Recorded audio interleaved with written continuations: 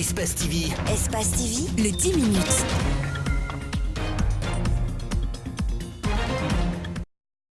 Ils sont 1700 agents à bénéficier les 40 jours de formation dans des domaines d'intervention et sur les techniques de maintien d'ordre. Ces agents de police sont recrutés par la fonction publique. À l'arrivée du ministre Keïra, ils ont été appelés pour servir le département.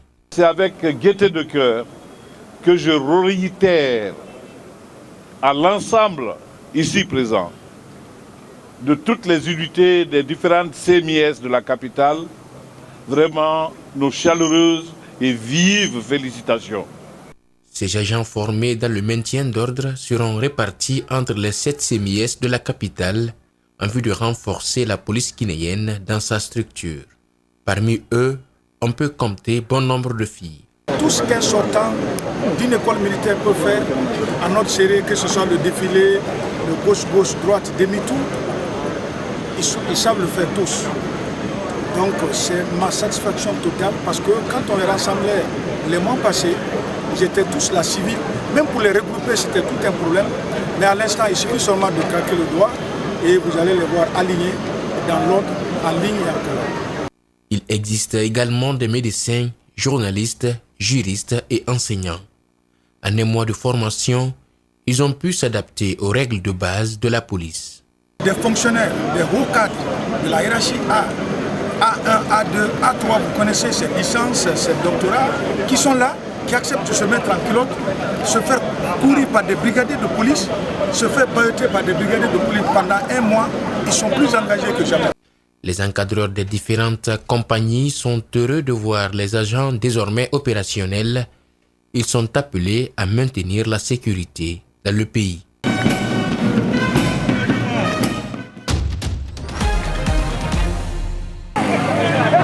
Nous sommes au bord du fleuve Milo.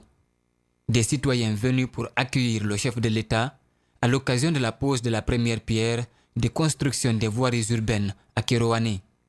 Le seul moyen de rejoindre l'autre rive, c'est pirogue de fortune. L'attente se prolonge et la tension monte.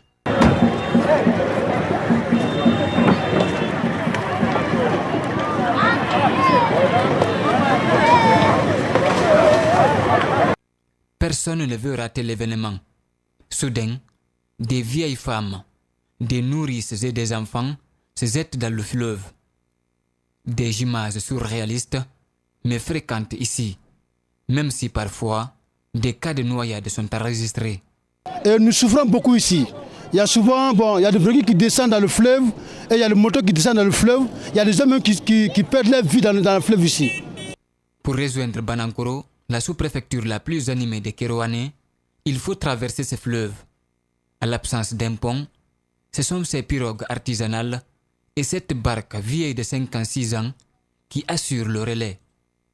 2000 francs guinéens par personne pour la traversée en pirogue, 10 000 francs pour une moto.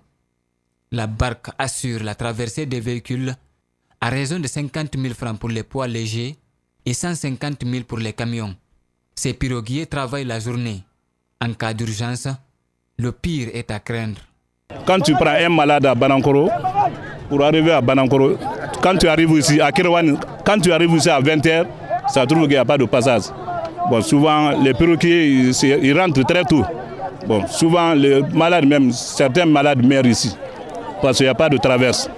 Donc, nous lançons un appel aux autorités compétentes, vraiment de continuer à gratter Kéroane, Banankoro et Kisidougou.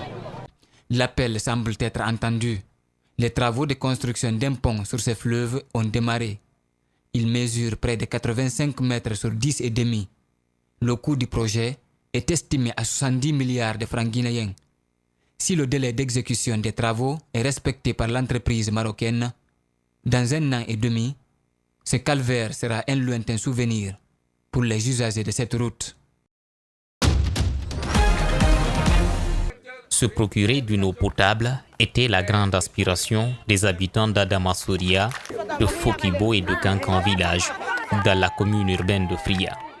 Cette soif vient d'être étanchée grâce à la direction générale de Roussal Frigia. Ce 27 décembre, la société a fait un don de 3 forages pour ces localités.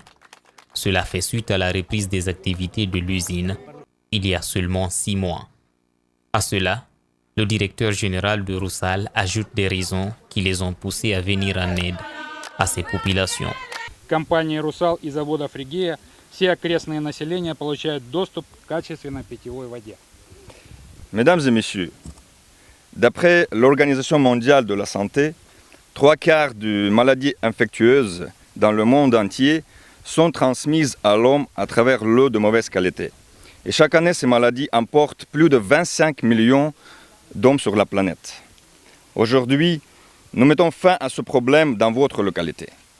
Désormais, grâce aux efforts de la compagnie Rusal et de l'usine Frigea, toute la population environnante aura l'accès à l'eau potable de qualité. Avec une telle largesse, l'administration locale ne pouvait que se réjouir. C'est donc le moment et le lieu opportun, au nom des populations de Fria en général et des bénéficiaires en particulier, de remercier très sincèrement la société Rusal Frigea pour ce don inestimable dans la mesure où l'homme ne peut vivre sans l'eau, car l'eau c'est la vie. Aux bénéficiaires de veiller jalousement et de bien entretenir ces forages mis à leur disposition. Sur le terrain, les bénéficiaires accueillent avec joie ces forages offerts par Rusal Frigea. Pour eux, c'est la fin d'une soif qui n'avait que trop duré. Depuis que ce forage a été construit ici, nous avons de l'eau potable. Nous la buvons et nous nous lavons avec. Nous remercions les donateurs. Installé à Fria depuis près de 60 ans, Rusal a fait plusieurs investissements, notamment dans le domaine de l'eau et de l'énergie. Mais ce présent geste a lui aussi marqué bien d'esprit.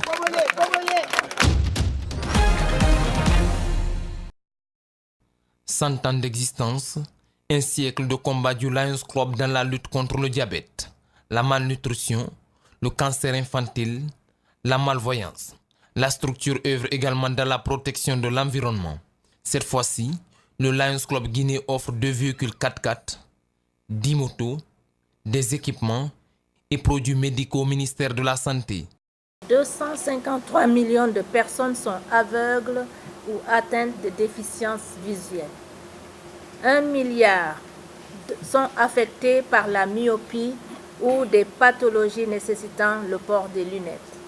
Plus de 75% des cas de cécité sont évitables et plus de 89% de ces cas sont dans les pays en voie de développement. C'est pour toutes ces raisons que notre objectif stratégique est de prévenir la cécité évitable et d'améliorer la qualité de vie des aveugles et malvoyants. Ces véhicules et équipements médicaux sont destinés à la Haute et Guinée forestière. On va donner un véhicule au service d'ophtalmologie de Zéro Corée et le second au service d'ophtalmologie de Sigiri. Les 10 motos iront dans les districts sanitaires des régions de Farana, Kankan et Zéro Corée.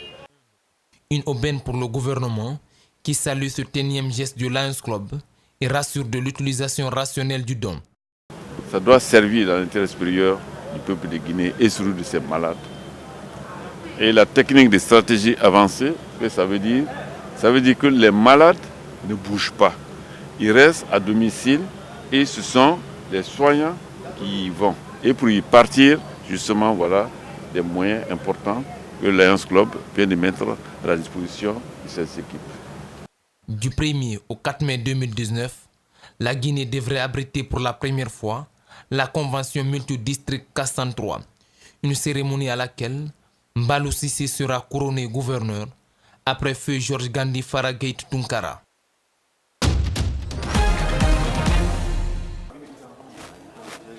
Tsy nisy korotana tamin'ny fifidianana. Tsisy ohatran'ny tany Afrika tsika hoe misy birao mpandatsahambato may, voarobo, voadoro, fatao anatin'ny filaminana. Mba tokony ho modely Madagasikara ary indrindra mba hisy fifany miasa-pahefana ara-demokratika eto à Madagascar.